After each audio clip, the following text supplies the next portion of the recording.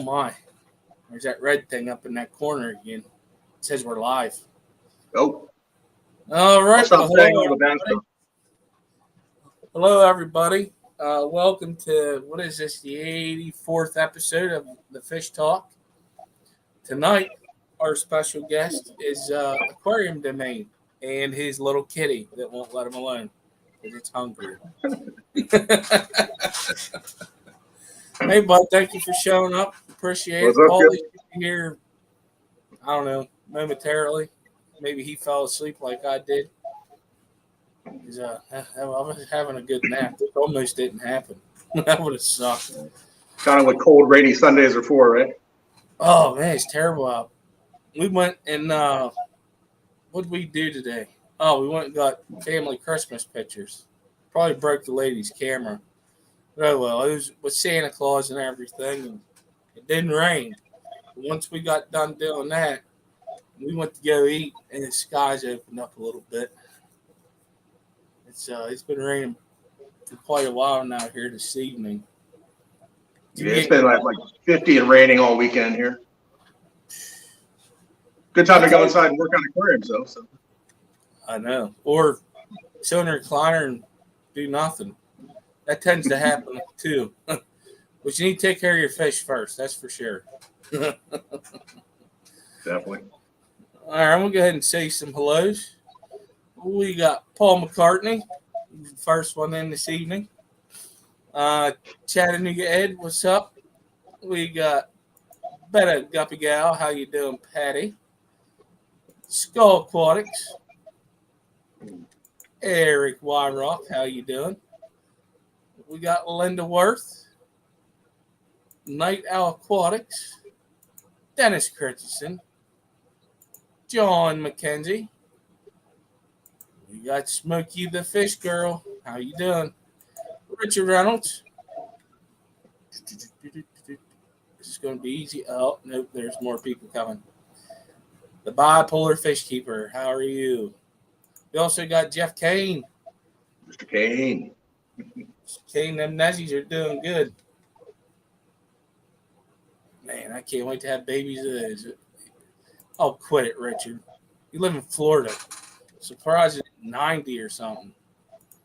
Better late than never. How you doing, Paulie? All right. Just finished doing water changes. That's all right. Just going through some hellos. Craig's Catfish Cave.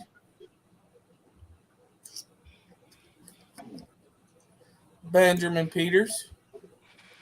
I'm at the bottom. So also say hello to the lurkers that are just listening in, probably working on fish tanks or whatever. It's great. Thank you for being here. Paulie, thank you. Water changes, you say. I think I'm going to do that this evening myself. Yeah, I started at 2 o'clock. I just finished. Ouch. Well, I do everything. I do all 14 tanks. I drain them. I clean out all the intakes and whatever. So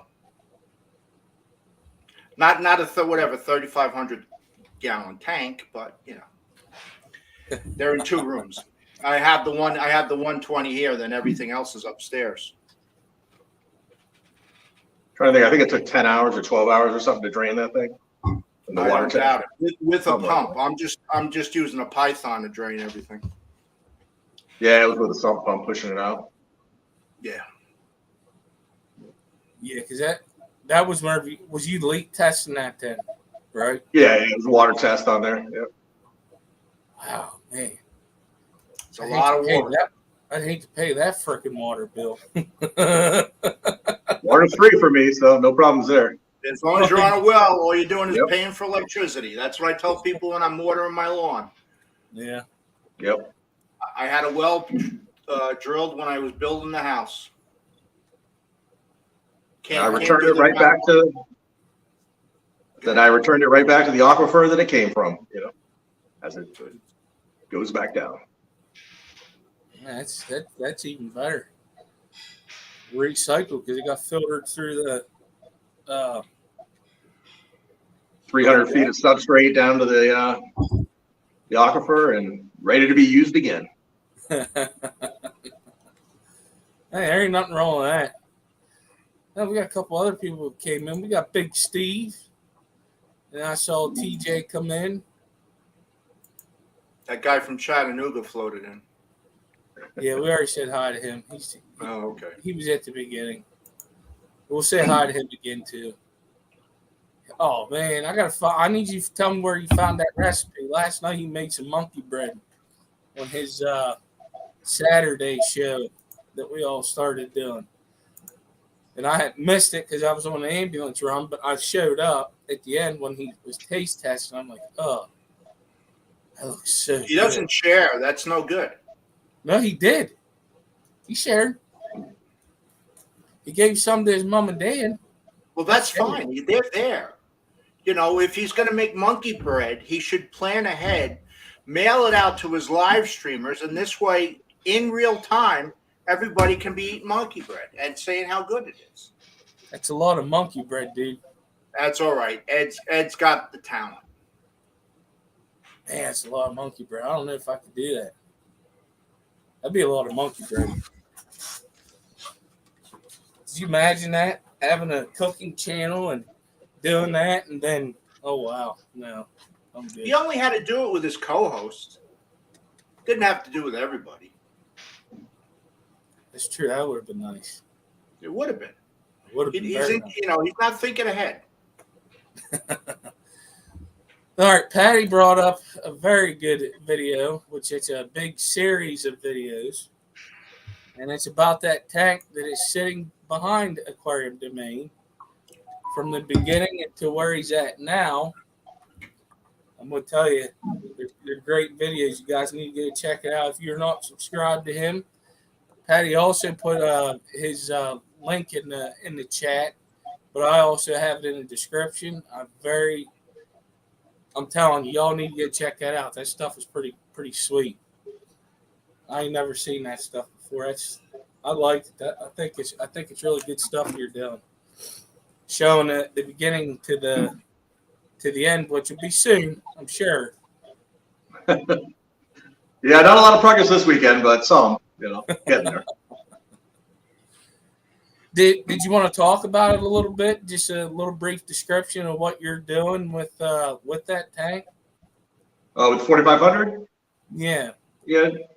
Basically going to be, I'm calling it Xingu River, but you could just think Amazon River tributary.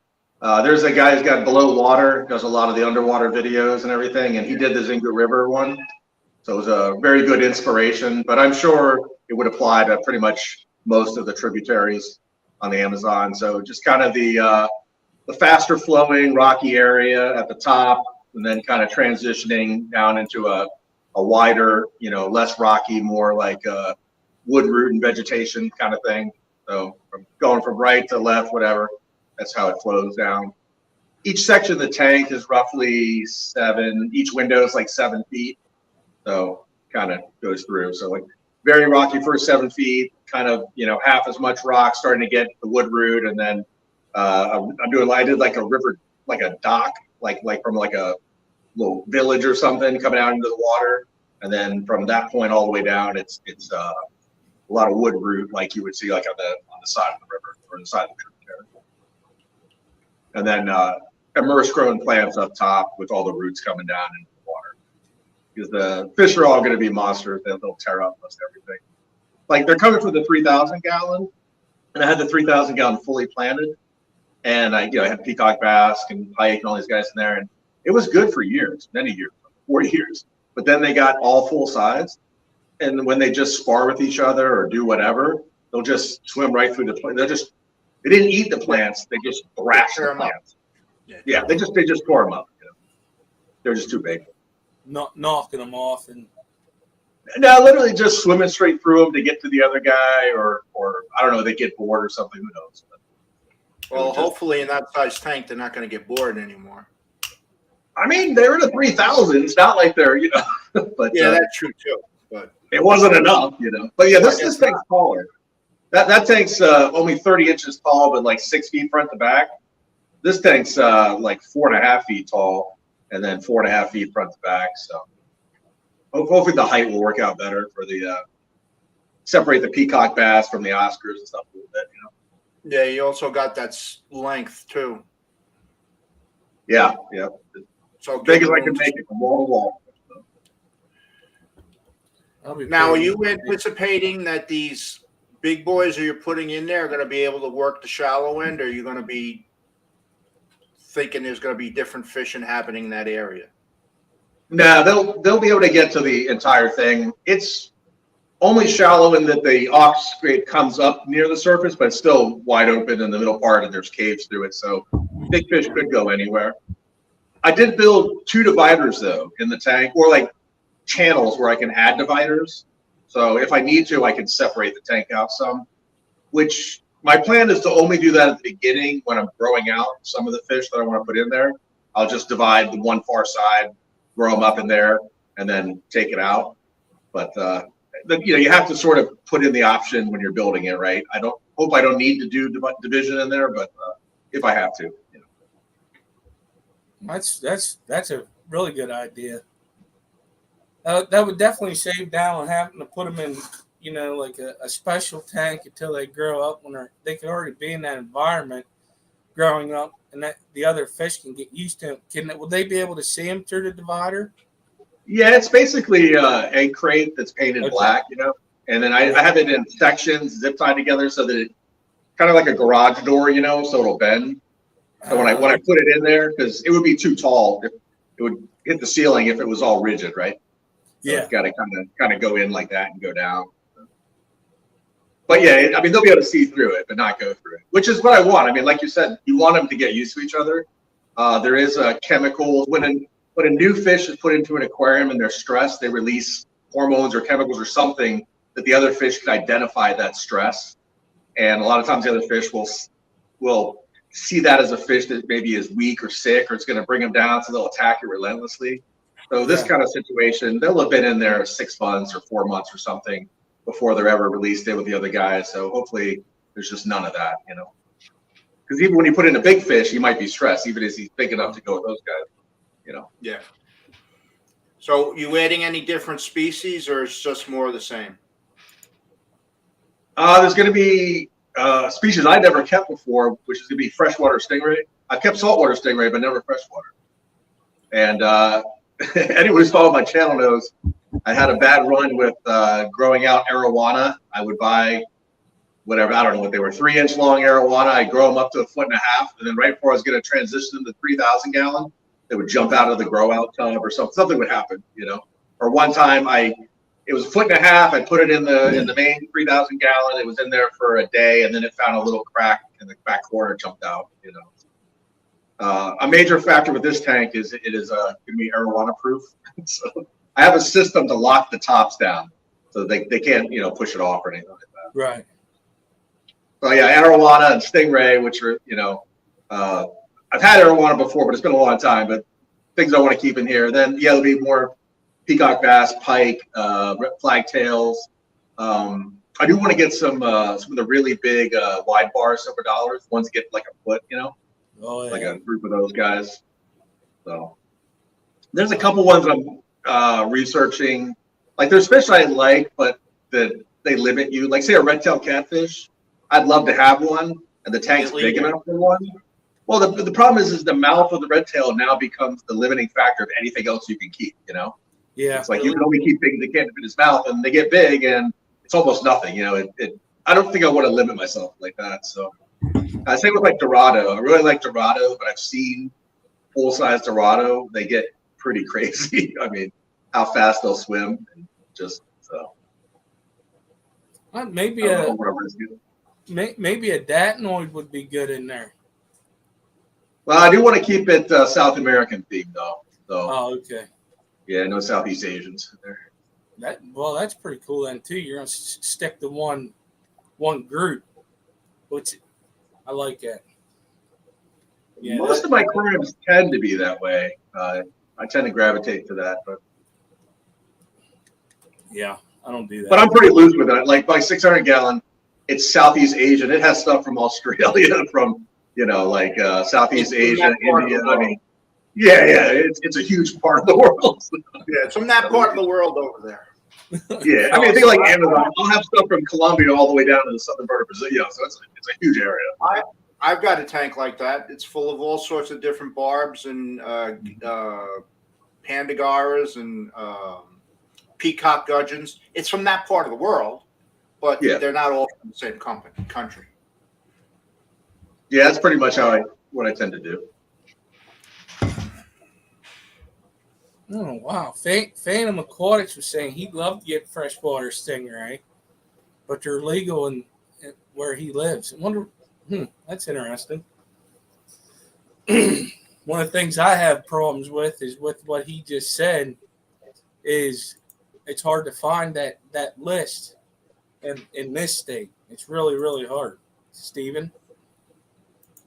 Is he in California? Didn't Stingray Biology have to move from California because they? Yes, they did have to have special permits to keep. Yeah.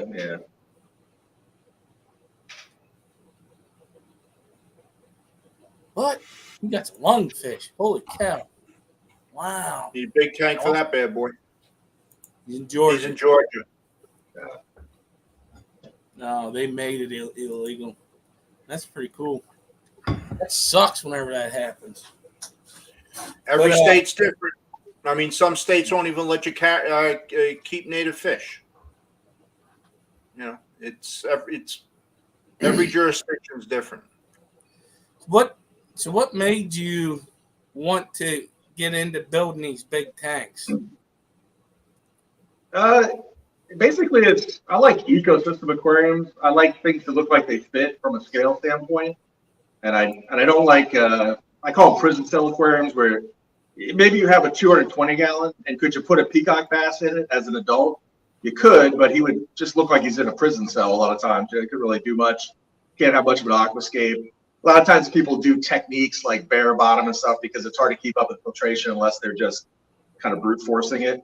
So I tend to be the other side, which is I want the aquarium to mostly run itself. You know, I want it to be as balanced an ecosystem as you can and within reason. And then I also want the fish to look like they have the proper scale. And I want to be able to have an intricate aquascape. So like this one here is going to have all huge fish in it, but there's a ton of aquascape going into it. It's not just a big box.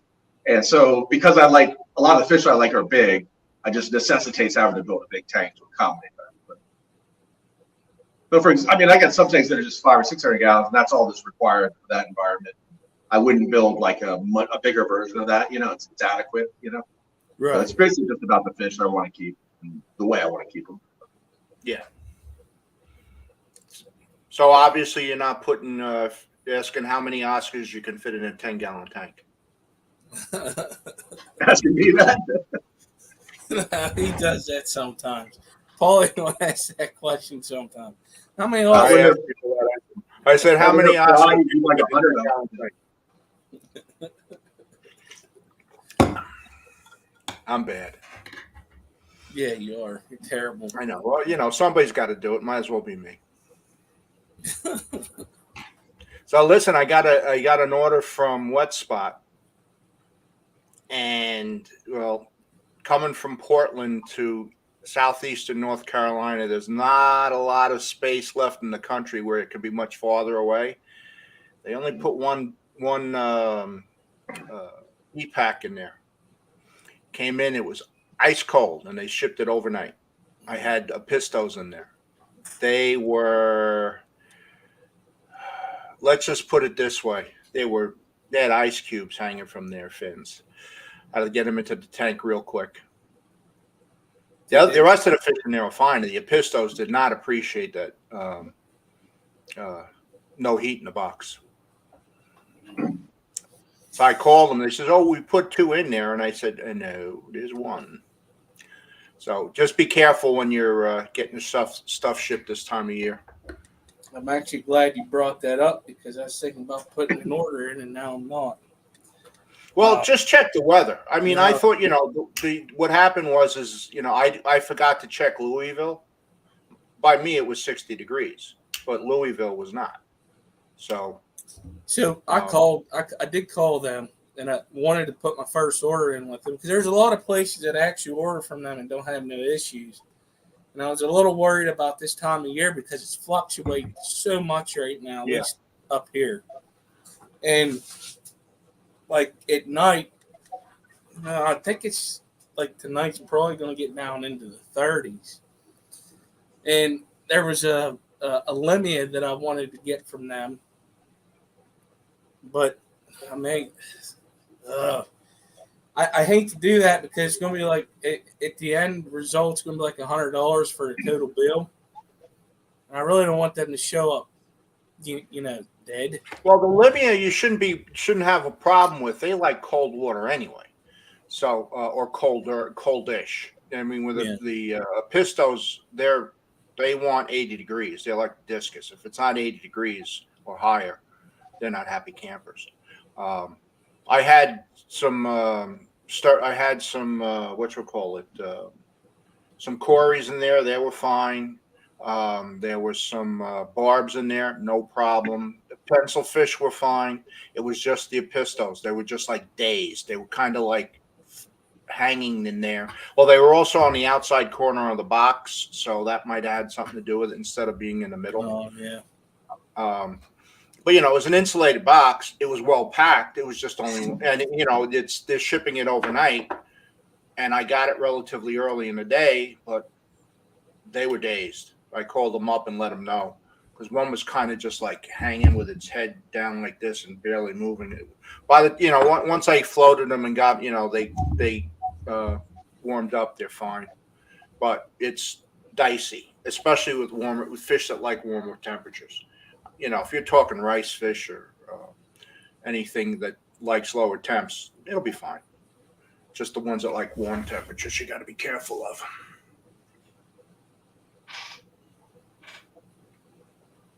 Yeah, see, that's one of the reasons why I stopped. That's why I wanted to stop the auction, was because of that. Because the way the weather is, and plus the way shipping is, me and myself and Richard Reynolds had a bad experience with the post office, but luckily every fish ended up being okay. Supposed to be there on a Wednesday, didn't show up until Saturday.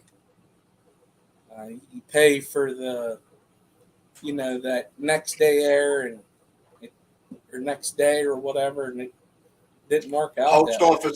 Post office, I would not deal with. Mm-hmm. They can't. They used to be pretty reliable. No more. Their expedited service is probably 3 days. They can't handle. They just have too much volume this time of year. UPS, you're paying for it, but you get it the next day. But like I said, I didn't take into account Louisville. Louisville was cold because that's where everything comes from UPS. Oh, is that like the hub? Yeah, hub, yeah. So when they ship it, it goes to Louisville. I mean, even stuff like, for the most part, everything that goes into their air system goes on a plane, goes to Louisville, and even if it's being delivered 10 miles from your house, it went to Louisville, got sorted, and sent back. Oh. I mean, that's how my experience, like the really good stuff comes FedEx overnight, and then UPS is fast, but I got the same UPS guy. He comes to my house all the time, and because I got so many fish and everything, one time he asked me, he's like, "Hey, do you mind if I ask what is all this stuff you get?" I was like, "You want to see it?" He came in, so I showed him the fish bag. Oh, okay, I get it. I get the same guy all the time, and there's been times he's come his route a little bit early to get here because the package was just steaming out water, and he's just trying to get here as fast as possible. And so they beat that stuff up. And then the post office is the craziest. I was telling Skip before, my mailbox is almost like half a mile from my house. It's like down a private road up at a main road. And rather than delivering the live fish, with live fish over the box to my house, they put it in my mailbox. I mean, just in the summertime, it's like in a black mailbox. At least they put it in a mailbox and didn't leave it out in the grass. That's fire. You put it in an oven. I mean, I keep track of that stuff, so I'm like, it's not on my door. I'm checking to see what could this possibly be, I check the site, it says delivered, and I'm like, it's not delivered. And then I was like, well, let me check the mailbox. And I'm like, oh my God. Kind of brutal. They do bring it to the house most of the time, but not all. It's fine. Jeff, I've had it Jeff to said where- something about getting stuff. He doesn't always get stuff next day. It also depends on where you live. If you are in a rural area this time of year, stuff gets delayed. I don't care who's shipping it. You know, you're not in a more populated area, stuff gets delayed. Look, I did it for 25 years. I can tell you horror stories. Oh yeah, Stuff sure. stuff gets left in trailers for days because they don't get to it. I've had It's what it is. You know, they can't handle the volume. I've actually had my post office. They actually called me, or I know the one lady that works there. She messaged me. She goes, "This fish just showed up," and this was after they already did the deliveries. Like she was in there. The mail lady was sorting, and I said, "Okay." I said, "What's going on?" She goes, "You want these?" I said, "Yeah, I'll be up." Luckily, it's only a couple blocks away because I live in town, but they've done that. And also, they've done it to where the manager, she'd bring it to my house. I'm like, what is going on here? It's nice. Trust me, I love it. That's just crazy. Well, the thing is that they've gotten very lax on their delivery requirements. I've been retired 10 years, so things have changed. But when I was working, if you didn't have that next day air package delivered by 10:30, they try to skewer you for that because at that time, if the package wasn't delivered by 10:30, they had to eat the shipping costs. That was their guarantee. So now shit shows up whenever. I've had next day air stuff show up day later. They're supposed to be here on a Tuesday. It showed up on a Thursday. Wow. Yeah, there's a place Aqua. I was saying there's a place Aqua that I've ordered fish from, and because they do USPS only, at least I believe that's all they have. I only will order certain fish from there, and I always check the weather and everything and make sure everything's going to line up because I know it's going to be 2 or 3 days before it gets there. So, like, plecos or something, I know they'll be fine. But there's certain fish I just won't order for them because I don't trust the 3-day USPS thing for them. Yeah. And they do a good job of packing, shipping, all that. It's just the shipper. Yeah. Patty, Amazon is not the biggest shipper in the world. UPS still holds that title. Amazon's getting there, but they're not even close. Yeah, I agree with you, Jenny. It is not a guarantee anymore. But It is what it is. Well, you live in a Patty lives in a big city, so yeah, they're you're gonna have that. Not around here. Yeah, you live in them rural areas. It is what it is. Yeah, I mean, when I was working, I never used to get home until 9:30, 10 o'clock this time of year. I'd be on the road from 8:30 till 9, almost every night. Yeah. They used to have to pull me off the road. We used to now they've changed the regs a little bit. We had a 60-hour work week that we on road max that we could work. They'd have to pull me off the road on Friday afternoons because I had my 60 hours. Yeah, that's a business. It's funny because I always wondered how people got fish. I mean, yeah, I knew they got shipped to like stores and stuff, and I always thought that was specialized shipping until I looked into it and I got into YouTube and ordering fish online. It just amazed me that you could get fish in the mail. I was like, what is going on here? This is nuts. But then I started looking at other stuff. They deal with the amphibian. They deal with all kinds of pets, like not like dogs and cats, but like reptiles and stuff like that. It's pretty crazy how people can do that. What's up, Melvin? How many? What did I want to ask? Oh, so how many fish tanks do you have up and running? Oh man.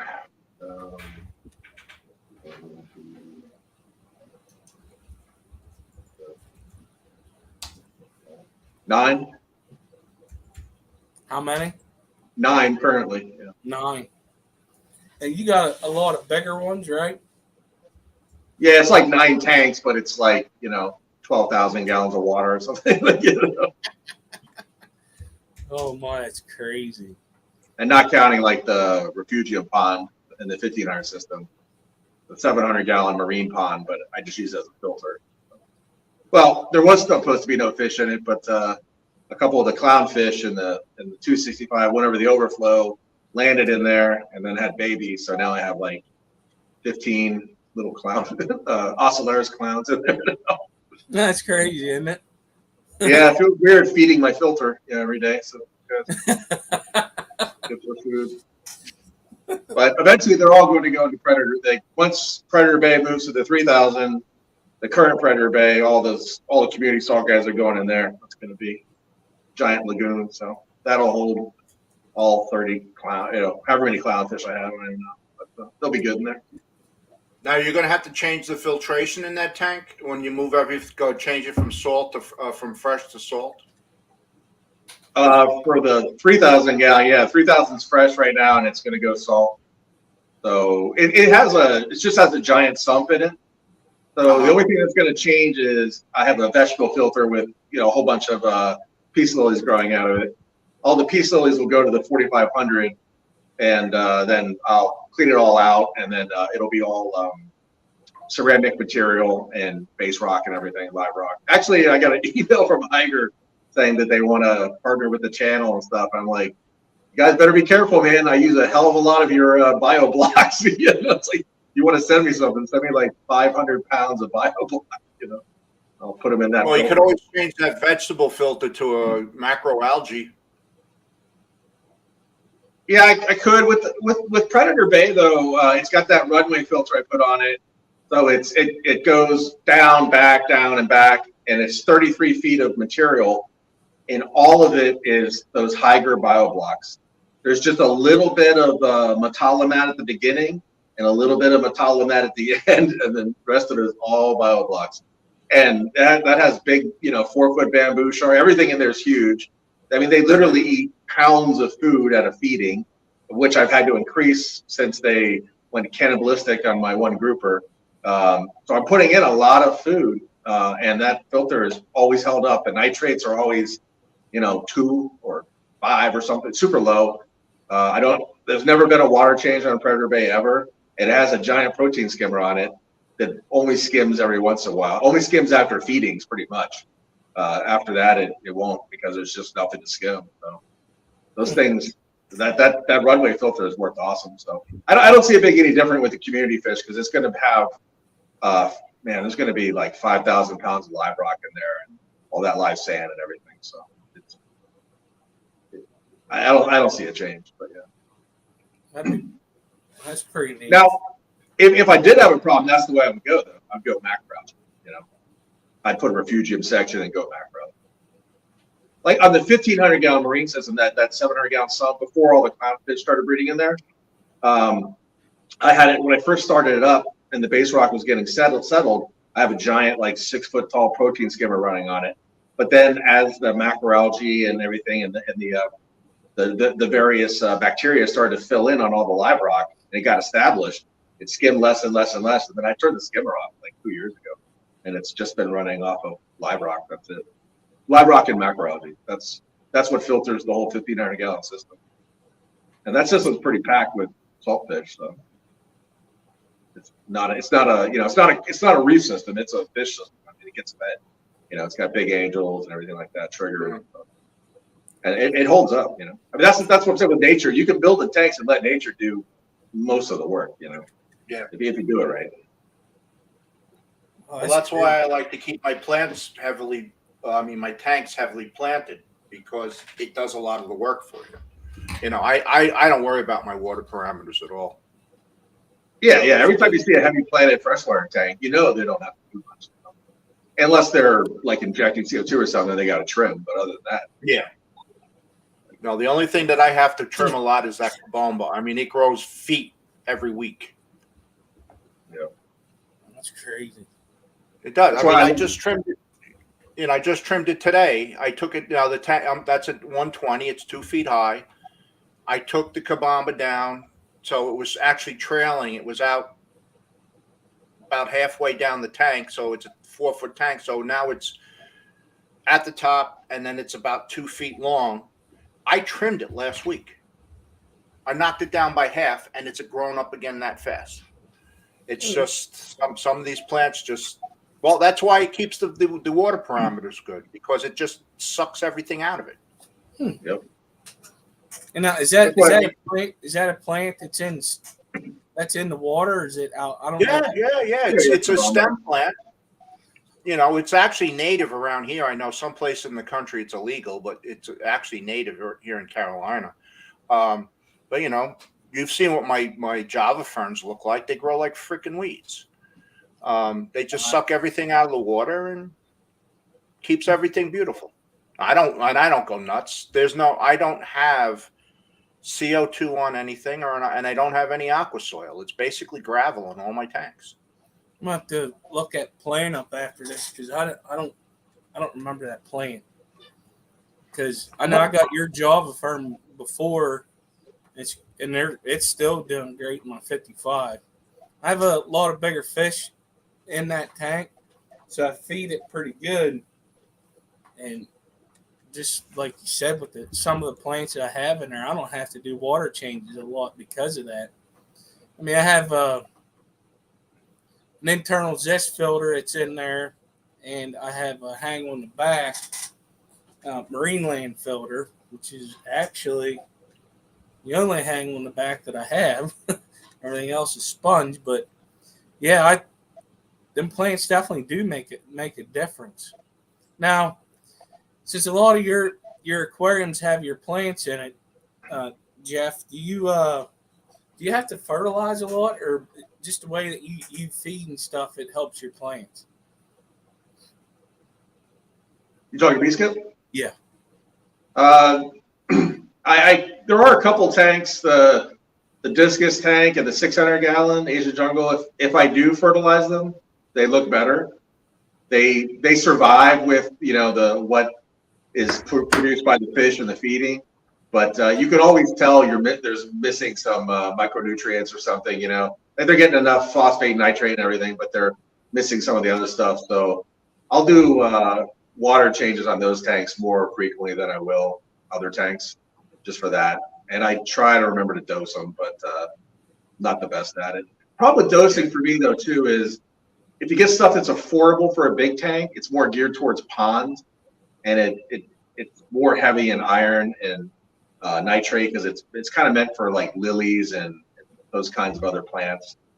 So it's not the best. And then if you get something like, I don't know, like say Easy Green or something, it would be cost prohibitive for me. I need so much. I need it like 5-gallon jugs or something, So you end up having to get the powders and mixing them and all that.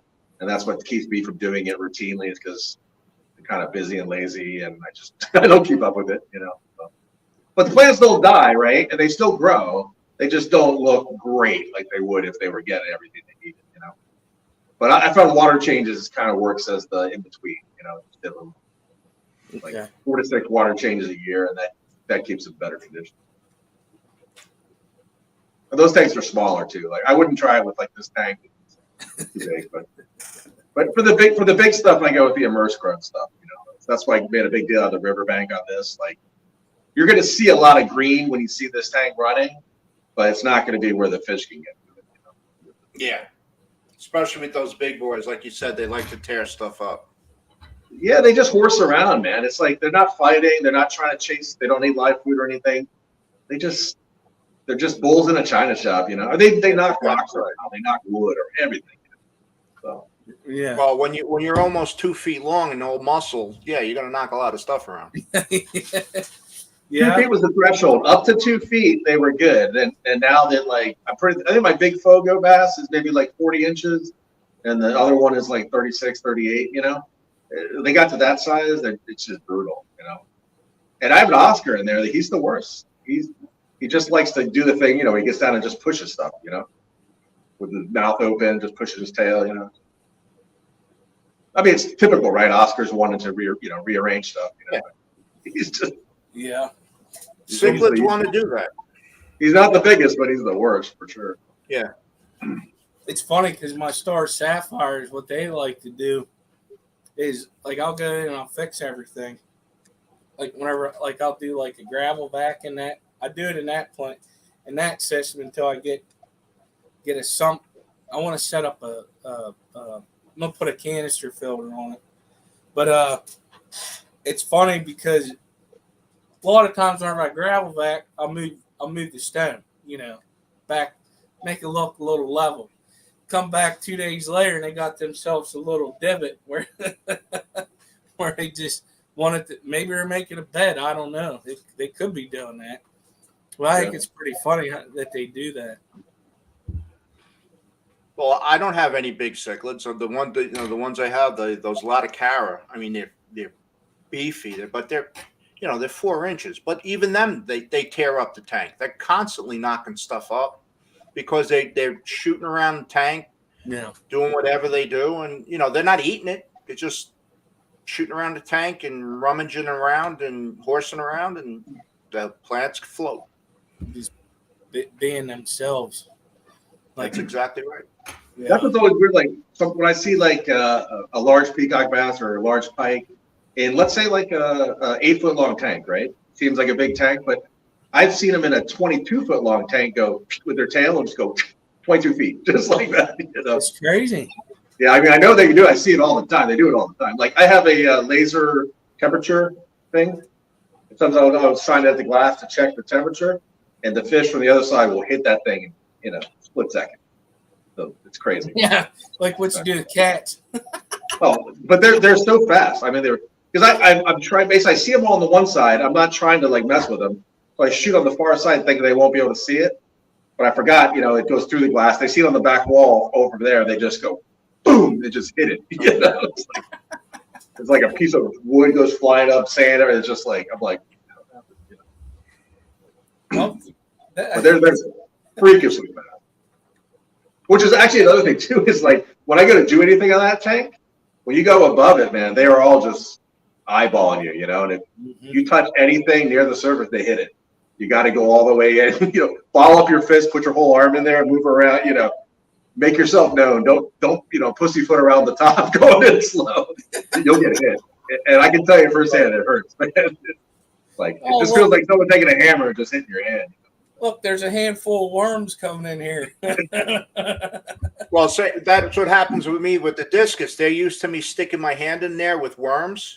I put the Tubiflex in there. So anytime I stick my hand in there, no matter where I am in the tank, boom, they come and hit it.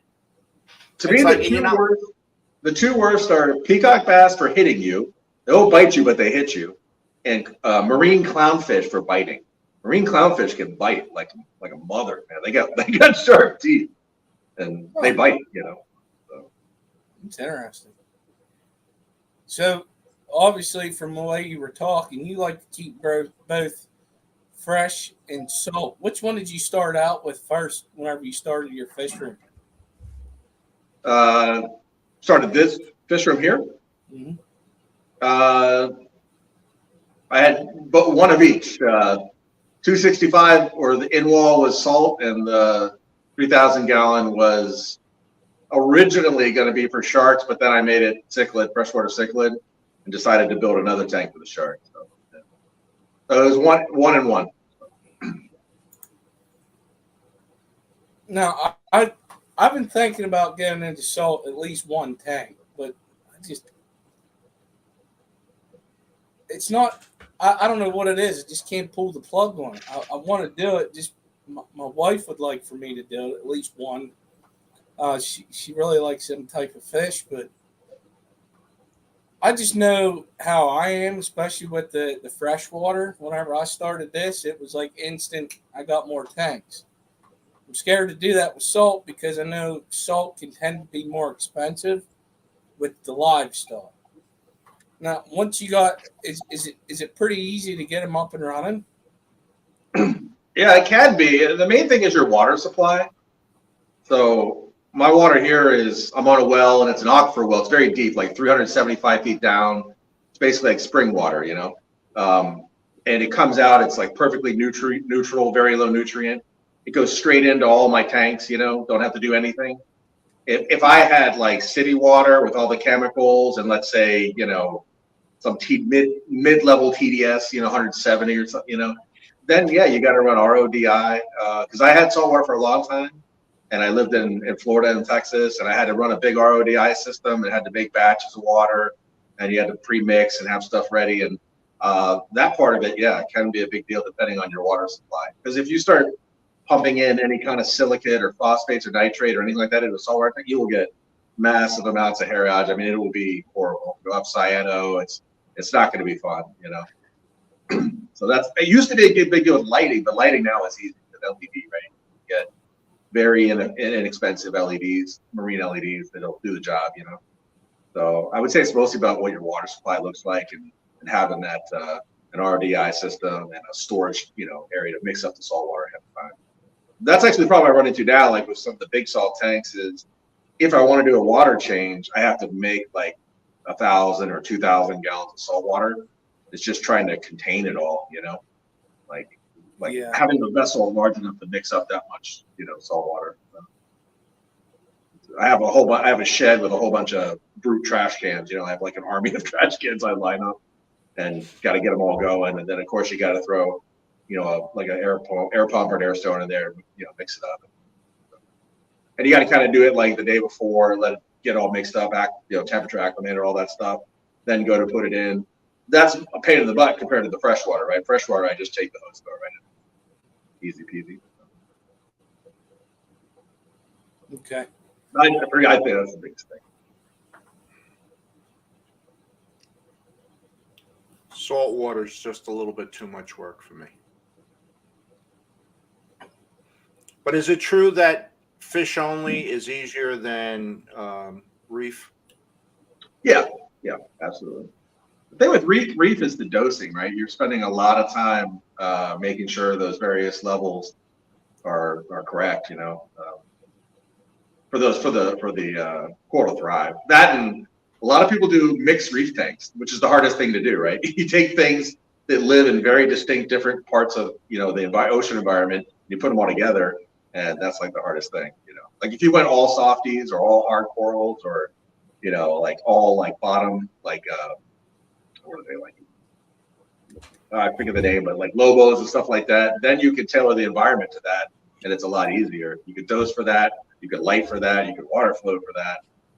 But what a lot of people get is, like I said, a mix, and then you got something that needs high water flow, needs high light, something needs lower water flow, lower light. You need some that prefer what they call dirty water, like soft corals. They like to have some nutrients in the water.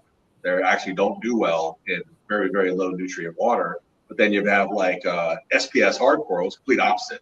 They don't do well with dirty water. They need very low nutrient water, very high water flow. That's the biggest thing I see is people just kind of go by, I like this, I like this, I like this, but they're completely different. They have completely different care, regimens. So, and they put them all together, and that's hard.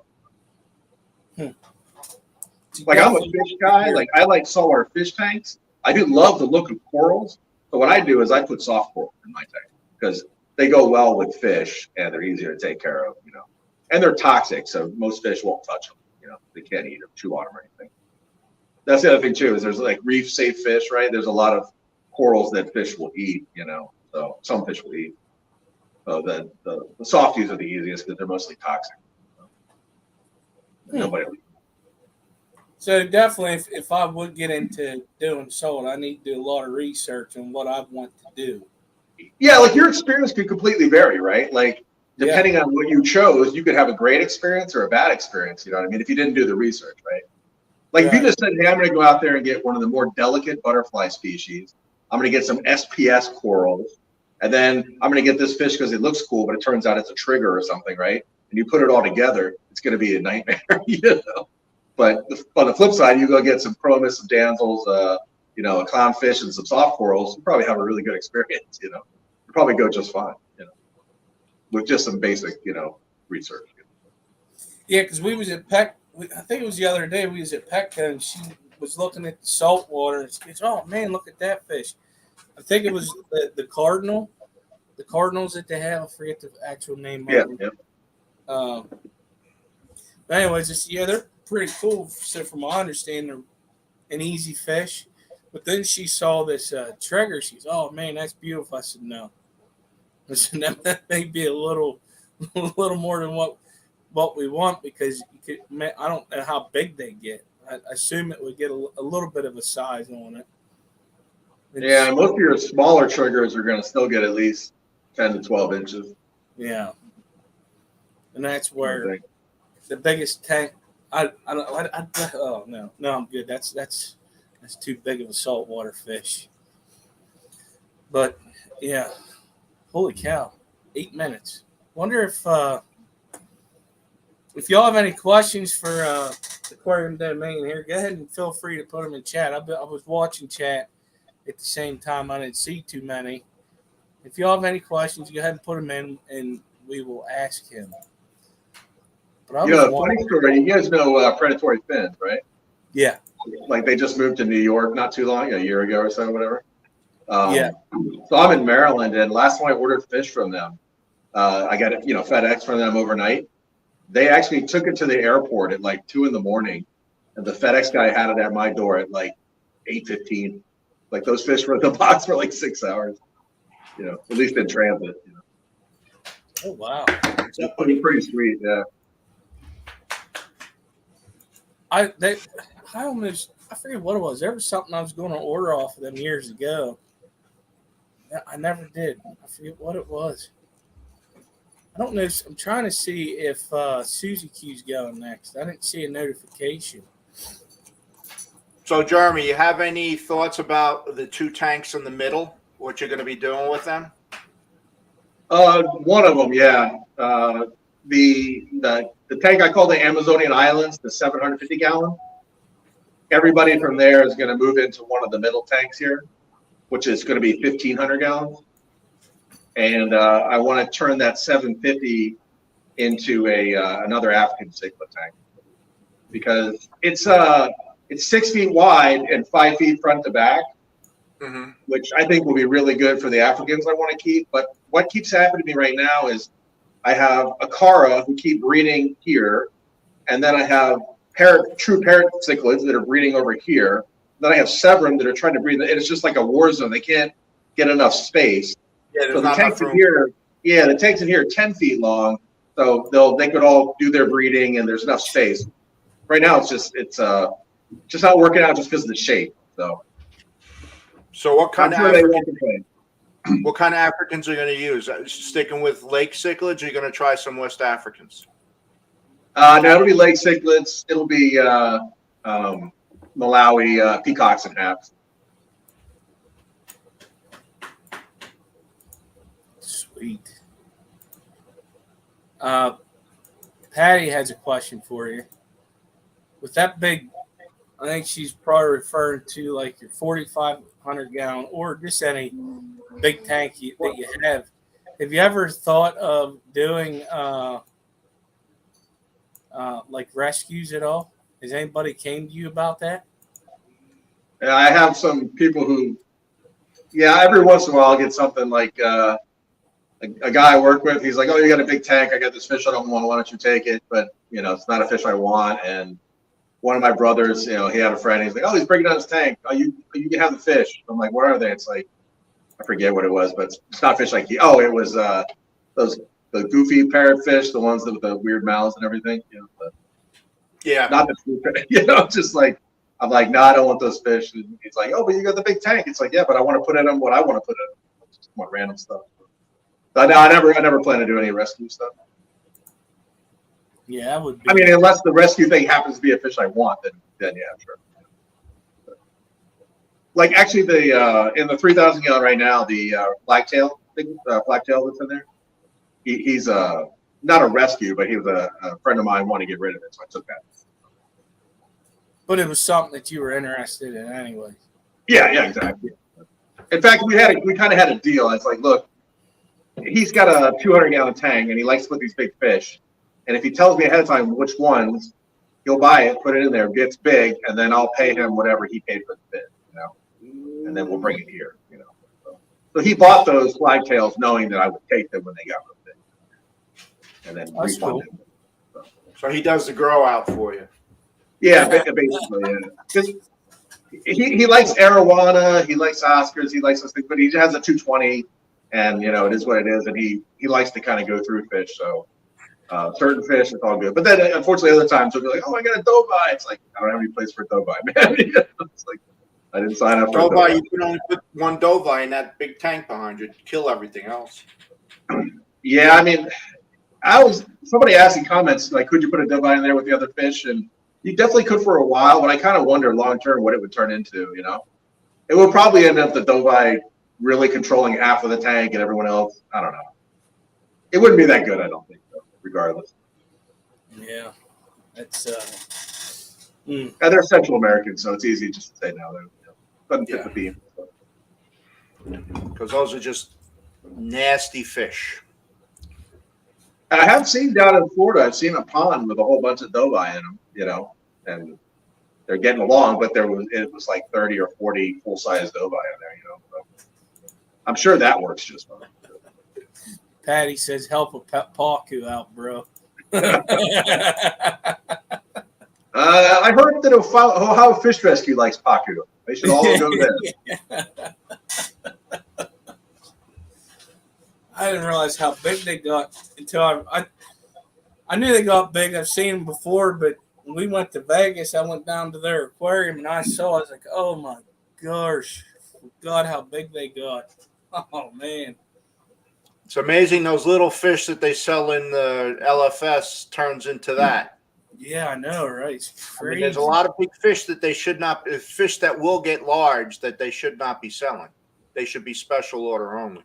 That's my opinion. There's a bunch of fish that I think are cool, but they wouldn't. I mean, even a 4,500 is not enough, not anywhere near enough. Arapaima, a true adult red tail. It would take a while, but they would eventually get ridiculous. Trying to remember Paku, the tank that Rod had down in Florida. The size of that thing was just crazy. You got 45. Oh, man, that thing had to have been at least. I forget how many gallons that was. Which tank you talking about? The one tank that he had down there up against the wall that he had the Arapaima and stuff in. I'm trying to remember how big it was a monster tank. It covered his whole wall. He had Arapaima. He had all kinds of catfish and stuff in it. And, they did good. He did pretty amazing. They got probably pretty much full size. I just couldn't remember how many gallons it was. Definitely had to be at least over 20,000 gallons or more. It was freaking huge. I couldn't imagine that. But, wow. It's that time. This hour went quick. I'd worry about an Arapaima in any tank at all with that solid bone head. They hit that glass or acrylic or anything. I mean, yeah, it's that's a monster. That's for sure. I'd hate to meet that thing face to face in a river. Yeah, I think they're just better for like ponds. I think the tank. Yeah. But all right, it's 7 o'clock already. Wow, this hour went by quick, and I only started 2 minutes late. What's up with that? I was kind of trying to be a little nice, waiting on you, Paulie, but I know. Hey, look, the water didn't go through the python as fast as it should have. I got to take it up with the union boss over there. All right, I want to thank Aquarium Domain for being our guest tonight. It was great learning some of the stuff you did and getting some of your knowledge, which was awesome. Make sure you guys subscribe. You're welcome. Make sure you guys subscribe to his channel and watch for that build on that crazy tank you got going on behind him.